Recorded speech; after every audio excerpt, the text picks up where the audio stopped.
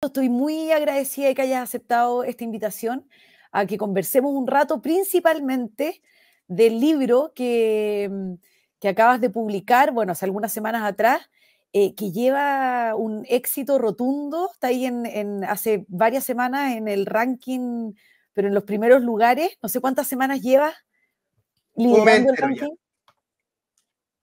¿Ya lleva ahí un mes? Sí, vamos para la quinta semana este domingo. Ya, qué orgullo, ¿no? Sí, al menos funcionó.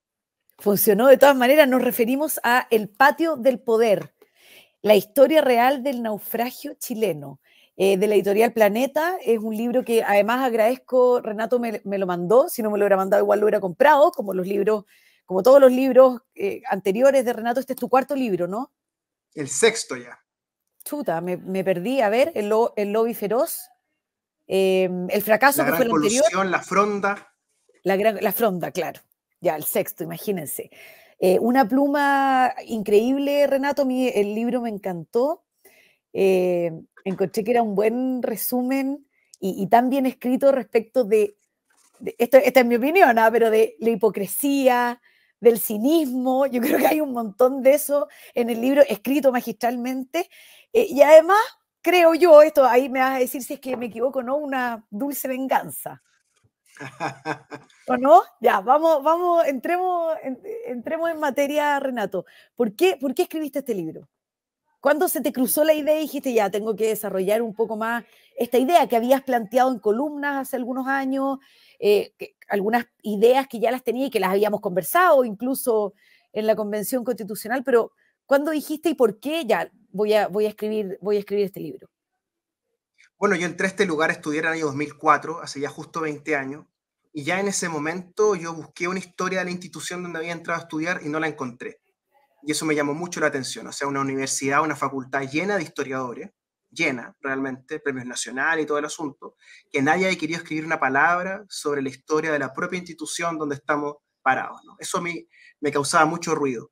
El Renato, 2009 y espérate, un espérate. segundo, Nos sí, referimos a la Facultad de Derecho de la Universidad de Chile, para los que no han claro, leído el libro o no saben dónde claro, estudiaste. claro. Entonces yo entré ahí a estudiar Derecho a la Chile y no había un libro que me explicara quién era quién. Luego ocurre la toma famosa del 2009, ahí vuelve a generarse un hito histórico que queda sin relato, y ya en la Convención Constitucional, varios días después, por así decirlo, nos encontramos con Fernando Atria, convertido en especie de intelectual orgánico del proceso, y mucha gente, incluida tú, me preguntaban, ¿quién es Atria realmente? ¿No? Y yo Sí. era el único que podía contestar, porque soy el único que venía del ámbito académico de la Facultad de Derecho de la Universidad de Chile, que Fernando Atria era un ayudante de Antonio Bascuñán Valdés, que era el decano designado por Pinochet. Y eso me parecía que tenía que ser escrito de alguna manera, porque aparte de él está Pablo Ruiz-Tagle, está Alfredo Jocelyn Hall, está Bascuñán Chico, Nicole Neme, Rodrigo Correa, Jimena Fuente, que son todos dependientes intelectuales de esta gran camada de profesores que salen del vientre de Antonio Bascuñán Valdés. Y si hay algo de venganza, no es ni contra Atria ni contra Ruiz-Tagle, sino es contra la figura histórica de Bascuñán Valdés, que exonera a 40 profesores del 74 y que después hace leso durante 50 años hasta el día de hoy, en que sus descendientes siguen ignorando la historia que protagonizó este muchacho. Ya, pero Renato, a ver, pero espérate. Expliquemos un poco más ese punto que en mi opinión da lugar a este titular que te di del cinismo y la hipocresía que existe, porque no solamente se hace leso el conde de Zapallar, sino que se hacen leso los discípulos del conde de Zapallar, que es lo que nos lleva, o las ideas en forma planteadas, en forma bien hipócrita y que nos lleva en alguna medida a vivir lo que experimentamos en la Convención Constitucional. Claro, porque estos muchachos, junto con la institución, necesitan construir un relato donde ellos sean hombres progresistas que empujan el barco hacia adelante. Y ser parte de la camada de Antonio Bascuñán Valdés, un hombre de Zapallar, oligarca, designado decano por el propio Pinochet, era una mancha en sus currículos, ¿comprende? Entonces, la gran mentira aquí es el invento que hacen Ruiz-Tagle, Atria y otros más, Enrique Barros, Nicole Neme, sobre Antonio Bascuñán Valdés. Y esto es muy interesante porque trasciende a izquierdas y derechas. El alcalde de Zapallar actualmente, un hombre de la derecha chilena, Gustavo Alessandri Bascuñán, también cree este cuento que inventó Fernando Atria sobre su abuelo. ¿Te das cuenta? Entonces, aquí hay algo muy profundo, una hipocresía muy arraigada, respecto a no hablar de los civiles de la dictadura. Porque aquí el relato, hasta hace un mes atrás, era que había habido militares en la Universidad de Chile a punta de fusil, sacando gente de la universidad, y eso no fue así en ningún momento. Fueron civiles, abogados de técnico corbata, los que, convertidos en vengadores institucionales, utilizan a la dictadura como una protección, un escudo para ir contra sus rivales internos. Y esto Bascuñán lo hace de manual, ¿no? Ya, pero Renato, espérame.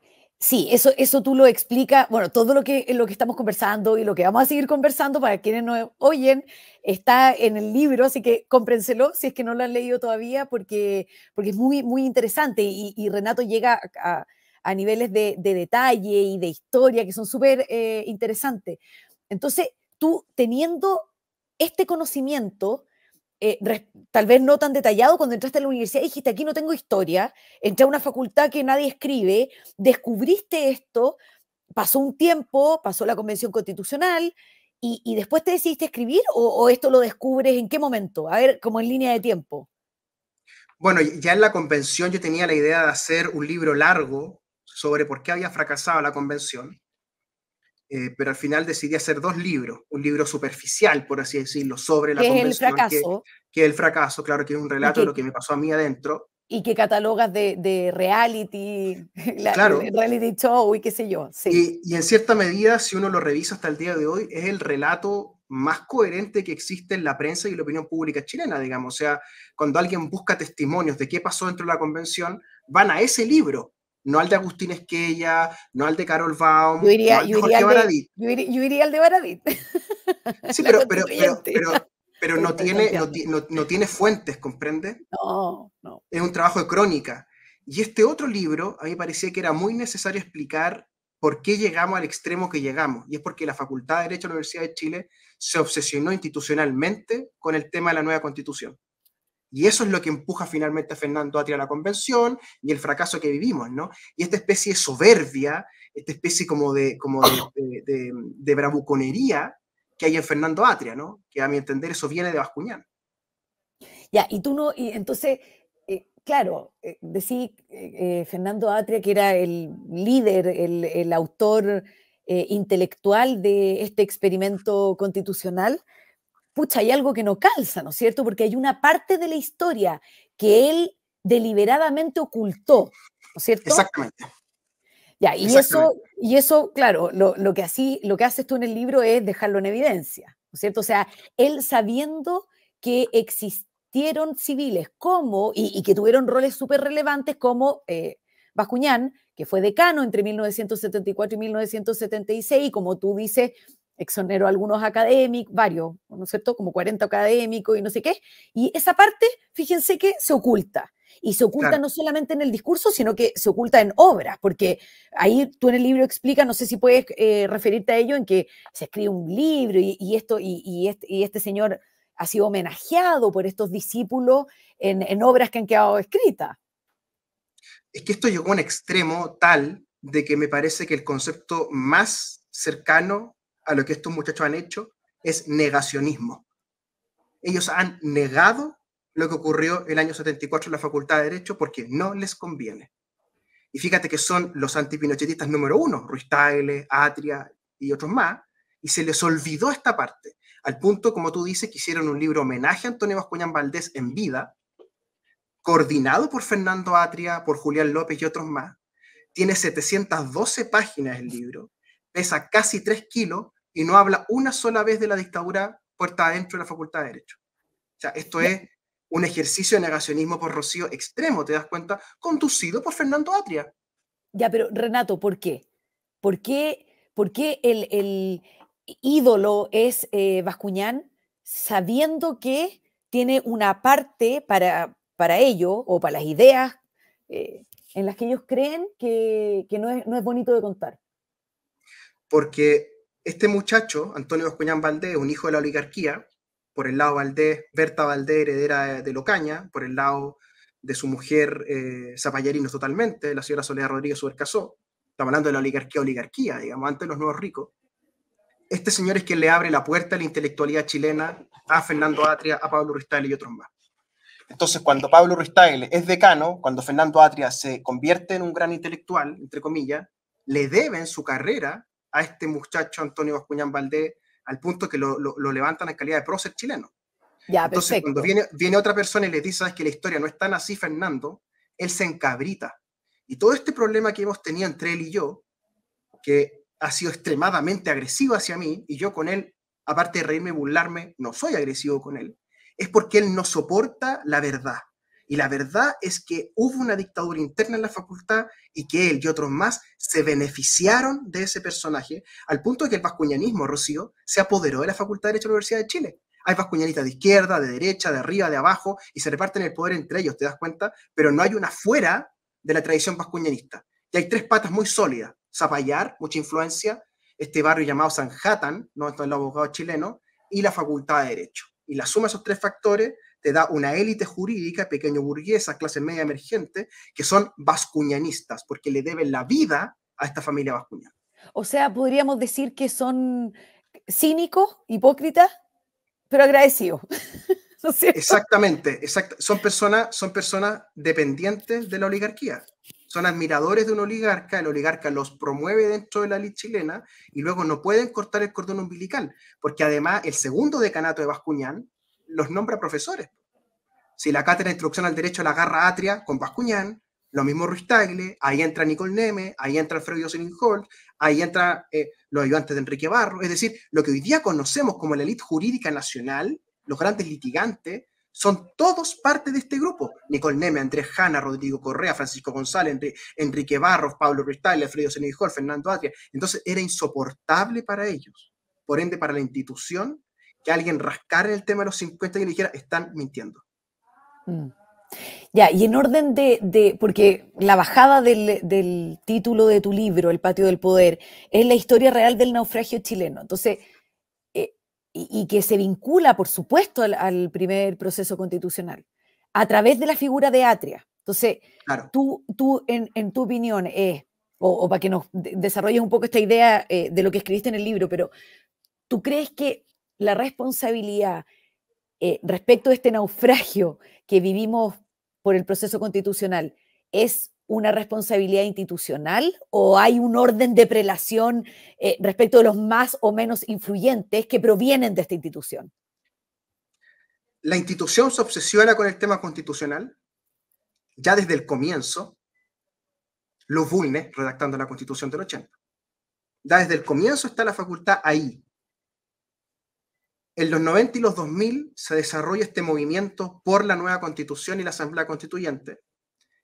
Fernando muy astutamente hace suya esta causa institucional y se vuelve el profeta número uno del asunto. Por ende, el Atria que nosotros vemos en la Convención Constitucional es el hijo de este proceso interno, donde es considerado un gran intelectual, un gran superhéroe de la idea, ¿verdad?, que va a cambiar Chile. Pero hay una contrahistoria de eso, que es que él es sobrino de Jaime Guzmán y que está con un tema psicoanalítico ahí, tratando de ser el Guzmán de la izquierda, fingiendo ser el Guzmán de la izquierda.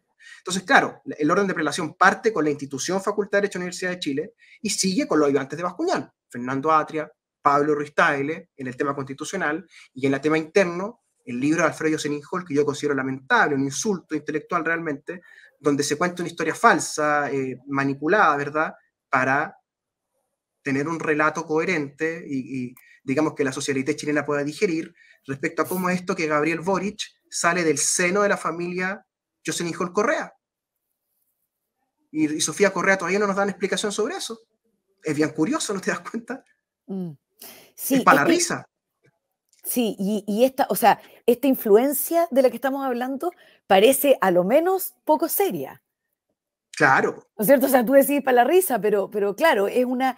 Y lo que tú relatas ahí en el libro, Renato, en torno a este como mesianismo, tú le llamáis Sí, un mesianismo vanguardista. ¿Por qué no profundizamos un poco más en eso? Para que la gente vaya entendiendo cuál es esta como psicopolítica que se claro. desarrolla al interior de la institución y que después queda bien en evidencia respecto de las normas y de la conducta en el proceso constitucional. Sí, este término que tú usas es muy correcto. Es una forma psicológica de hacer política en el patio, que se trata principalmente de valores pequeños burgueses que entran a la institución con mucha fuerza. La reputación, qué dice el otro de mí, ¿no?, qué está pensando el otro de mí, una idea del honor exageradísima, o sea, gente que siente pasado a llevar su honor por cualquier cosa, digamos, como medios de jeques árabes esa idea, ¿no? Como yo mando aquí, tú no te metes aquí, no me tocas, ¿verdad? Y en tercer lugar, obviamente, creo yo, la masificación de la educación superior chilena, esto de que entren de a 300, de a 400, de 500 muchachos, va generando un caldo de cultivo, un terreno, digamos, donde estos académicos pueden construir de manera hegemónica. Yo sé que en todas partes, en todas las facultades de Chile, de cualquier carrera, hay ayudantes. Es decir, estudiantes muy buenos que se empiezan a preparar para la carrera docente siendo ayudantes de un profesor. Bueno, en la Facultad de Derecho hay 700 ayudantes. ¿Y cuántos profesores, Renato? 350. O sea, el doble de ayudantes. Ya hay 2.200 estudiantes. O sea, 1 de cada 3 estudiantes es ayudante de un ramo. ¿Por qué?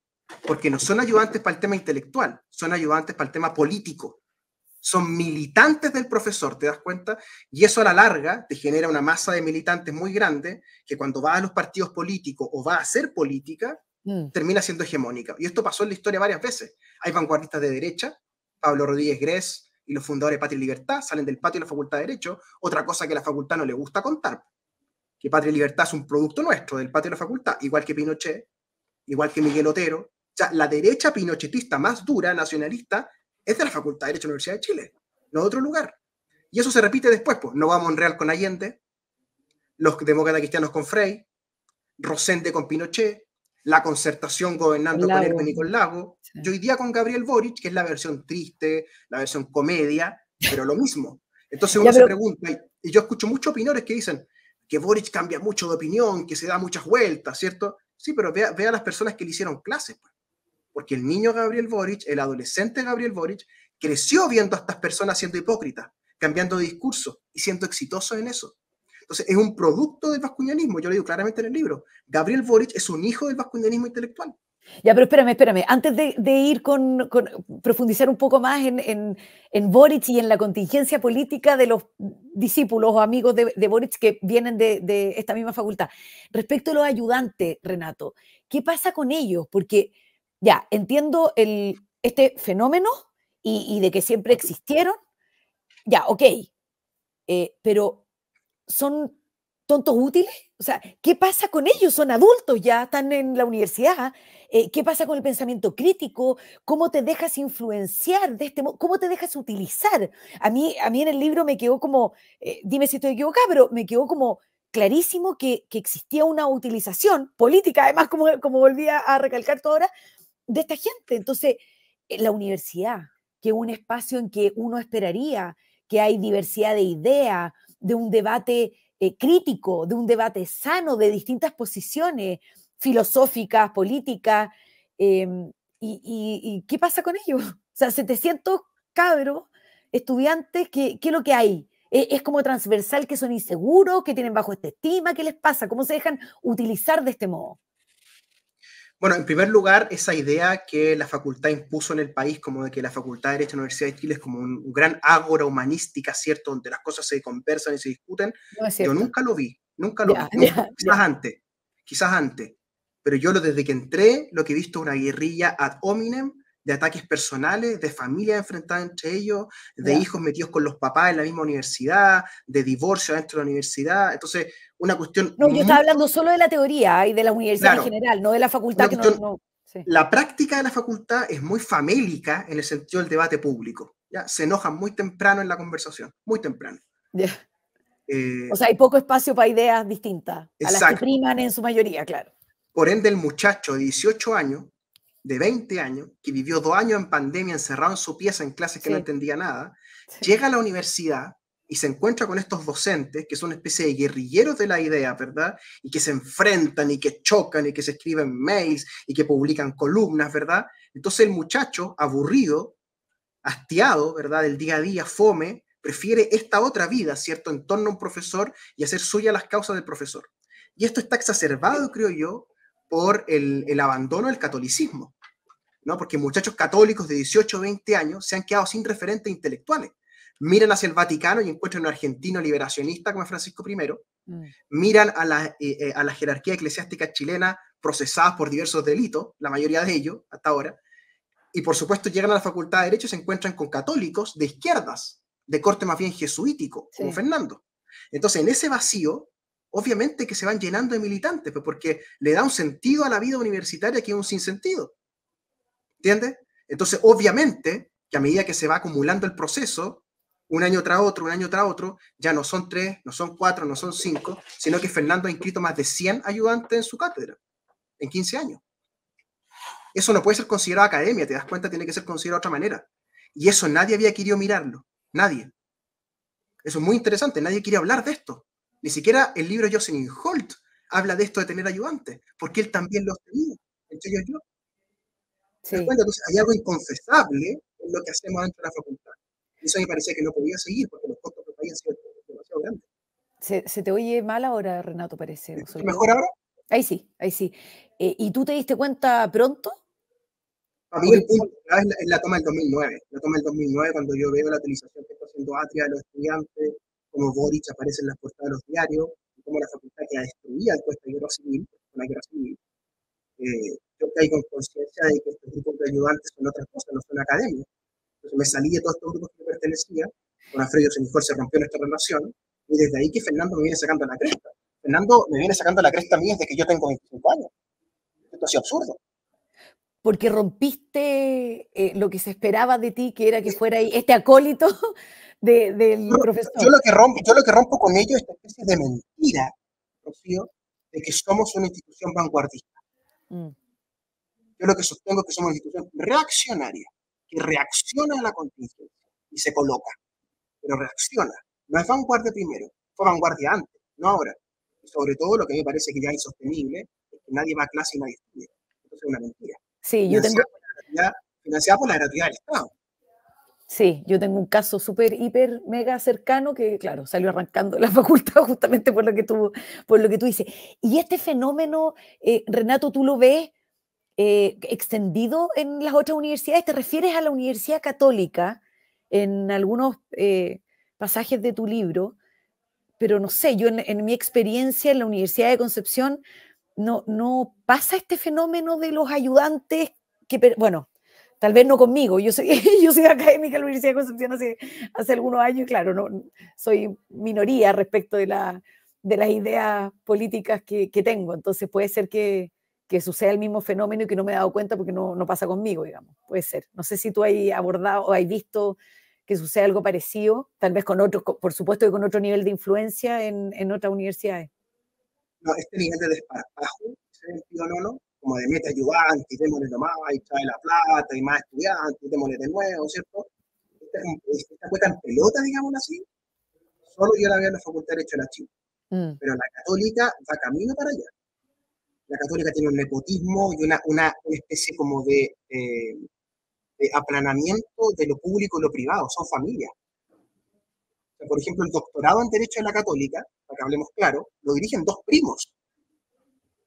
O sea, dime tú, ¿en qué universidad seria el programa de doctorado de la Facultad de Derecho de esa universidad hay dos primos? Que son Magdalena Osandón Guido y Felipe Guido Lira. Si tú no les gustas a ellos dos, no puedes entrar al doctorado de la Católica en Derecho. Esto es insólito. Y tú vas a la Católica adentro, en los docentes, y hay mamás e hijos que hacen clases. O sea, es una especie de familia, ¿te das cuenta? Porque Chile entero está en eso. Hay demasiadas familias, hijos con papás, con primos, con nietos, metidos en las mismas instituciones. Entonces, mi hijo hizo esto, metió a su hija a estudiar. Atria metió a su hija a estudiar ahora en la Chile. Yo creo que eso es un error, porque empieza sí. a acumular, uno podría decir poder, influencias, chisme, pero es mierda lo que acumula. Mierda. Al punto que terminan rompiendo sus relaciones por los chismes. O sea, las familias Ahora ya se son. escucha mal, Renato. A ¿Bien ver, ahí? mejoremos el audio. ¿Me escuchas A bien ahí? ver, no. A ver, Ahora sí, yo te escucho sí, perfectamente. sí. A Ahora ver, sí. dale. Sí, ahí sí. Claro, lo que te decía es que estas familias se meten en choclones, ¿comprenden? Eso se les vuelve inmanejable incluso a ellos. Renato, estaba ahí comentando que desde tiempos de que eras universitario en el pregrado, que tuviste algunos conflictos porque te diste cuenta de esto y lo hiciste ver con Fernando Atria, pero la relación con Fernando Atria, lo que en realidad la relación que ha llevado él contigo, más que tú con él, Sí. ha sido vergonzosa.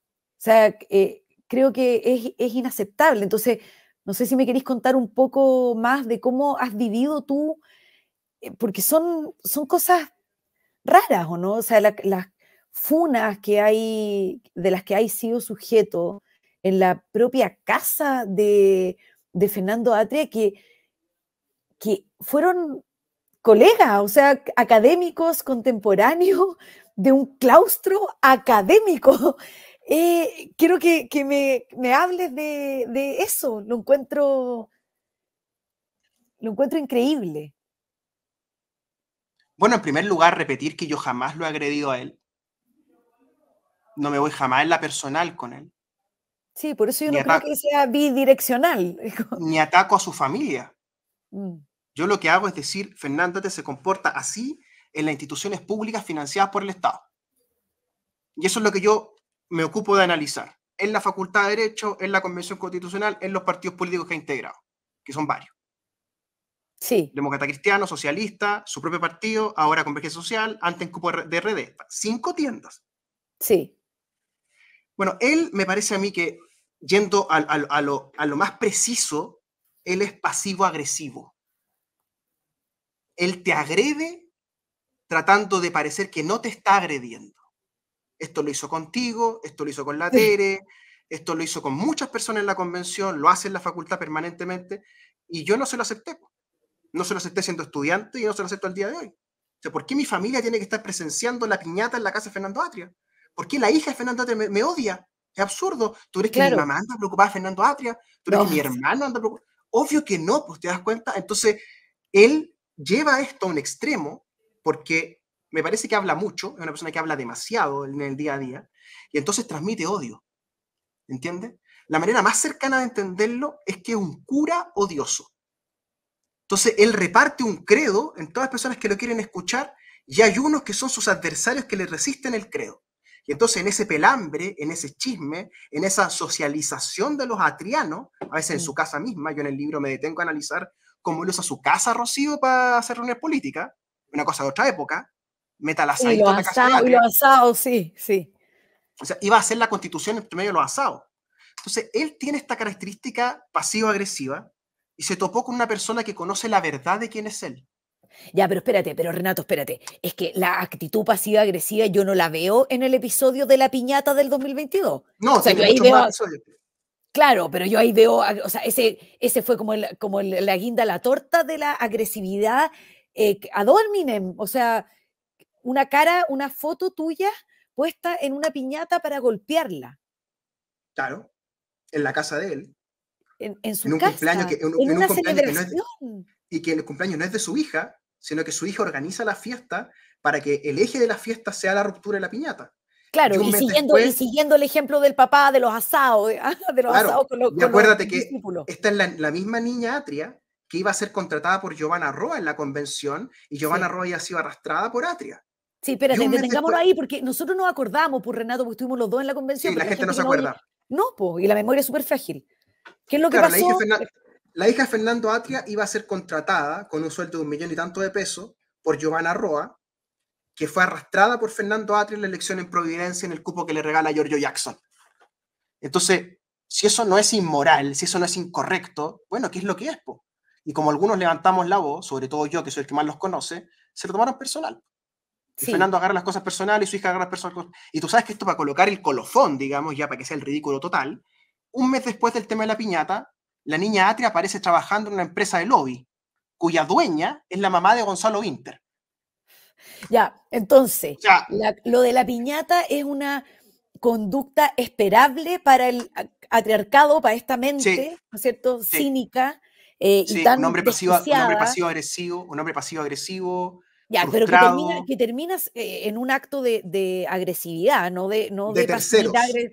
de tercero en su caso. O sea, tú denunciaste o fuiste uno de los que denunció esta, esta especie de nepotismo que se llevó a cabo en la convención, que se trataba de contratar por un sueldo millonario, porque le iban a pagar 1 millón de pesos al mes a su hija, Por y hacer nada, porque sabemos que la por cuestión no asesora asesorar. nada. que no tenía ningún requisito de nada para entrar, claro, y quien la iba a contratar era justo la convencional que fue arrastrada por Fernando Hacha, o sea, impresentable por donde se lo Exactamente, mire. Y como tú lo denunciaste, entonces este cacareo constante en su casa, exacto. lo que tú estás Esta contando, odiosidad, claro, de haber sido todos los días con todos los discípulos, con los amigos, los amigues de las hijas, y entonces no se con le los ocurre nada mejor que, ayudantes, claro, que celebrando, que ayudantes deben haber habido un montón en esa, no me consta esta claro. especulación, pero de haber No, sido al así. menos 7, sí, yo tengo la imagen, al menos 7. Ya, imagínate. Y entonces no se le ocurre nada mejor que golpear una piñata con tu cara. ¿Qué Y pasa por la subirlo a mente de esta internet gente? después. Pero ¿qué pasa por la mente de esta gente, Renato? Porque es que no sé, yo tengo hijos grandes, no sé, ¿cómo tenís tanta influencia mezquina, de poca cosa, de la política rasca ordinaria, en que tú consigues que personas adultas, porque eran todos adultos, lleguen a efectuar un acto de ese tipo? O sea, no solamente tenés que estar enfermo tú como adulto responsable en la fiesta, sino que Tus los... hijos también, Claro, claro. Bueno, es que yo creo que cuando la política entra adentro de la casa de una persona y el papá milita en el partido, la mamá milita en el partido, la hija Florencia milita en el partido, la hija Antonia milita en el partido, bueno, la política es el eje de lo que hacen, así se ganan la vida, así consiguen sueldos, embajadas, Fondesit, platita, ¿te das cuenta? Y entonces lo que les pasa es que las cosas que digo yo o las cosas que dices tú les hacen ganar menos dinero o les ponen en duda la manera en la cual ganan dinero, que es el dinero fácil del Estado de Chile. Yo tengo documentos de cómo Fernando tuvo que devolver sueldo en la facultad que le pagaban por encima de la norma. A ese grado llegó. Entonces, obviamente, cuando una persona lo enfrenta con antecedentes diciéndole, mira, tú haces esto, esto y esto, y además eres teólogo de la liberación, que es la peor tradición del catolicismo en los últimos 100 años, la peor de todas, que enloquece a las personas, enloquece a los curas y a las personas. Está aprobada esa cuestión. O sea, por eso lo resistieron a la iglesia tanto, no porque sean de izquierda, ni, no, porque enloquecen. Esa es sí. la verdad. Fernando es una persona que está, creo yo que Bueno, cuando él vimos acciona la crítica políticamente, a la teología de la liberación desde Juan Pablo II y hoy día volvimos como a la segunda olita con el Papa Francisco. y Fernando se sube a esa olita, y todo, esa segunda olita, y todos los ayudantes de él, los que entienden, que son católicos, se entienden así, son jesuitas del Colegio San Ignacio, católicos de izquierda, que viven con culpa, que viven pegándose, azotándose la moral, ¿verdad? Pero tienen a este profesor que les sirve como de punto de comunión, velo así, un punto de comunión, ¿verdad? Que organiza sus odiosidades. Eso es lo Mm. que hace Fernando, organiza odiosidades. Por eso esto del amigo enemigo, del bueno y el malo. ¿Te acuerdas que decía que había que ser, que estaban los leales y los desleales con la Constitución? Siempre hay una dicotomía en él, para poder separar el mundo.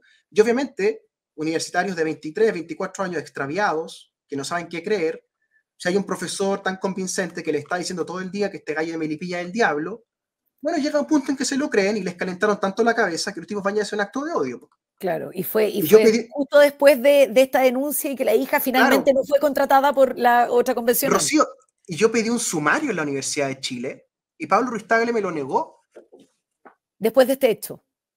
porque había que echar a Atria o había que sancionarlo a Atria y a la Jimena Fuentes, ¿te das O cuenta? había que investigar seriamente al interior de la institución este No, pues episodio. no, eso no se podía hacer. Ruiz Tagle me dio a entender que la academia era así, que había que acostumbrarse. Ya, pero espérate, y eso fue así como declarado inadmisible, no pasó nada. No es que no haya terminado en sanción. No, pues las sanciones que termino yo afuera por mandar mails quejándome. Ese es el relato que armaron. Como que yo exageré el asunto y me aproveché del asunto y entonces hay que sacarme a mí, no a Atria. Es insólito. El mundo al revés. Tú estás fuera hoy No día sé de la si, Facultad de Derecho. pero si me echaron.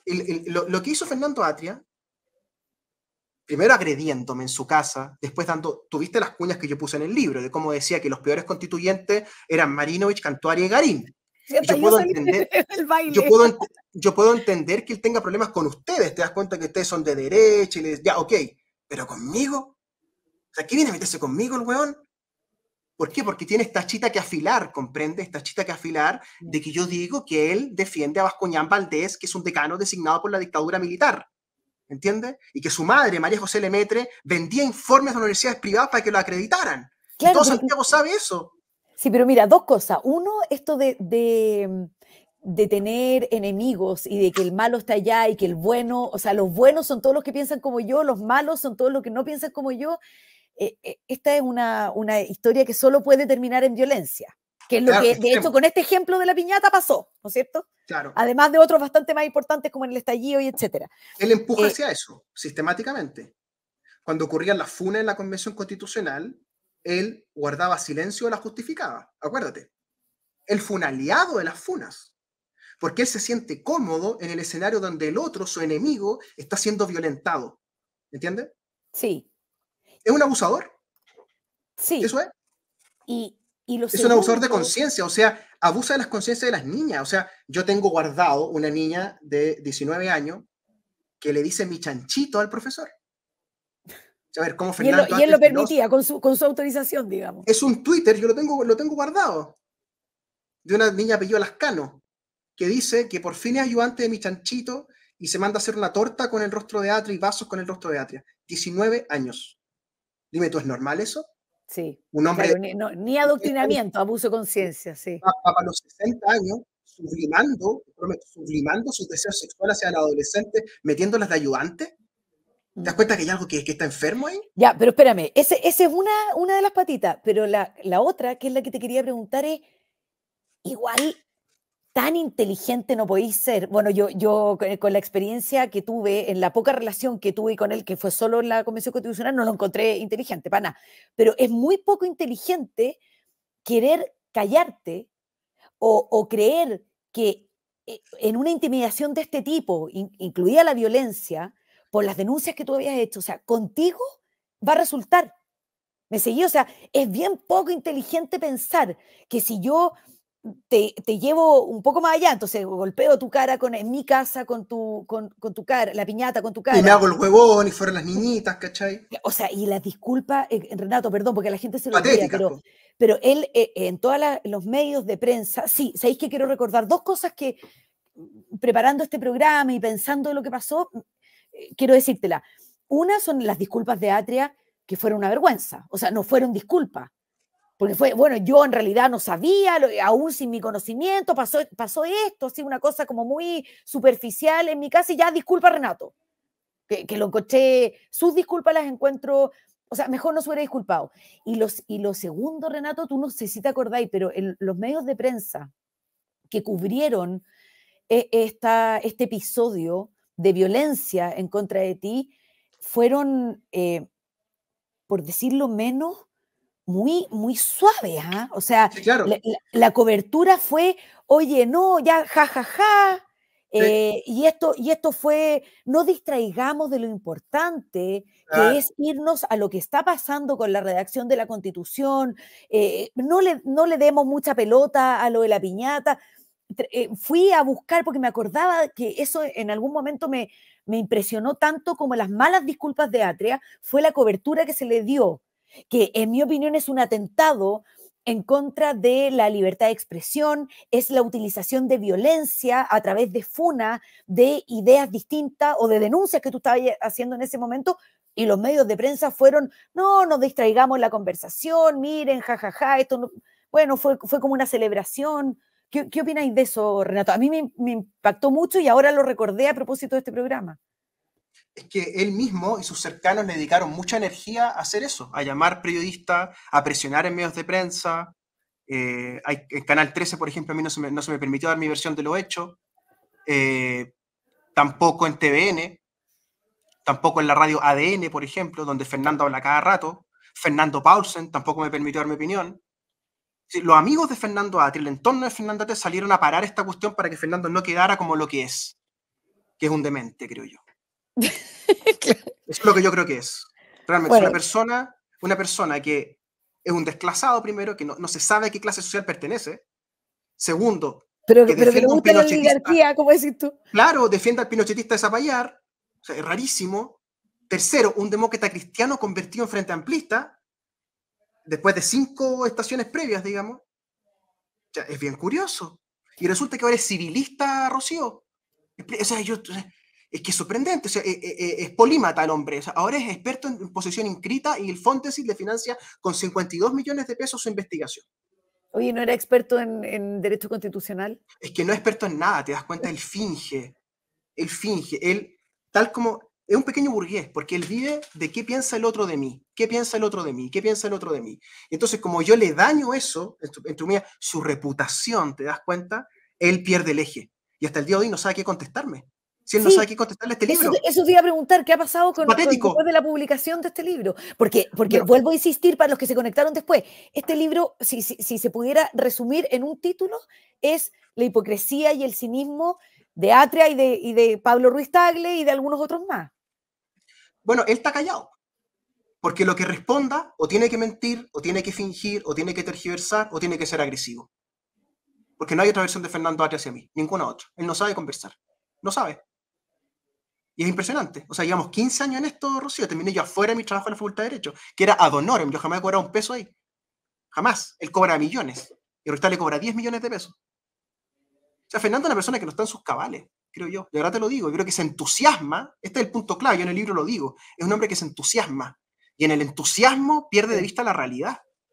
O sea, ¿cómo él no se dio cuenta que la convención estaba haciendo un mamarracho? Que dice todo lo contrario que él dice en sus libros. ¿Tú te das cuenta de eso, no? Sí, sí. Es muy curioso que el atria de la convención es opuesto al atria de la forma del derecho. Y no se dio cuenta, fíjate. No, porque lo que importa es estar arriba, comprendes, mandar, ser el de arriba, ser el bacán. Porque hay una inseguridad en él. Y como decís tú en el libro, Renato, una incontinencia mediática.